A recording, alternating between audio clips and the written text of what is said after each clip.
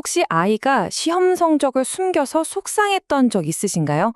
아마 많은 부모님들이 마음 졸여 보셨을 문제일 텐데요. 하지만 아이를 다그치기 전에 아이가 왜 그래야만 했을까? 그 마음속에 숨겨진 진짜 이유를 오늘 함께 들여다보려고 합니다. 아, 바로 이 장면. 혹시 낯설지 않으신가요? 아이가 성적표를 등 뒤로 슬쩍 감출 때 부모님 마음은 정말 철렁 내려앉죠.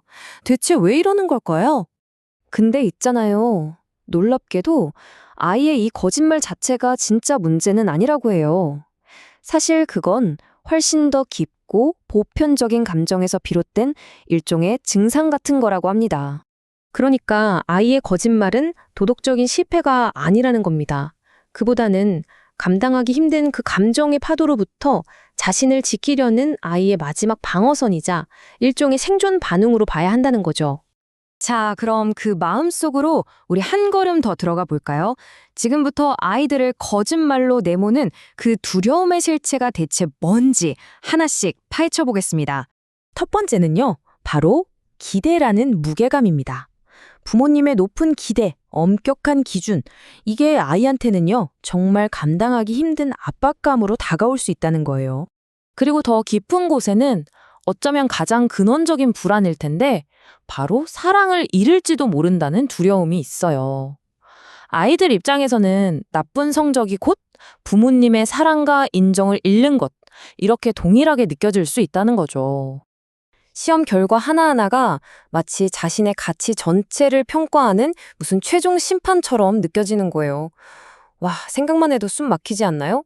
바로 이 엄청난 불안감이 아이를 짓누르는 겁니다. 자, 이 내용이 아주 흥미로운데요. 2024년 난양공과대학교 연구를 보니까 아이들이 거짓말을 그냥 하는 게 아니라 환경에서 배운다는 거예요. 예를 들어 부모님이 이거 다 먹으면 장난감 사줄게 해놓고 안 지키는 거. 이런 걸 조건부 거짓말이라고 하는데 바로 이런 게 아이의 거짓말을 직접적으로 유발할 수 있다는 겁니다. 좀 충격적이죠? 물론 거짓말은 그 순간의 고통을 피하게 해주는 임시방편은 될 수 있겠죠. 하지만 이건 근본적인 해결책이 절대 아니에요. 오히려 시간이 흐를수록 아이의 자존감을 갉아먹고 부모와의 신뢰관계를 서서히 무너뜨리는 독이 될 수 있습니다. 근데 문제는 여기서 끝나지 않는다는 겁니다. 이 작은 비밀이 어떻게 걷잡을 수 없는 위기로까지 번져 나가는지 그 위험한 과정을 한번 따라가 보겠습니다. 보시면 이게 단계별로 나와 있는데요. 처음엔 그냥 아이가 두려워서 성적표를 숨기는 작은 거짓말로 시작해요. 그런데 이게 부모가 개입하면서 예를 들어 숙제를 대신 해준다거나 이렇게 학업 부정으로 번지기도 하고요.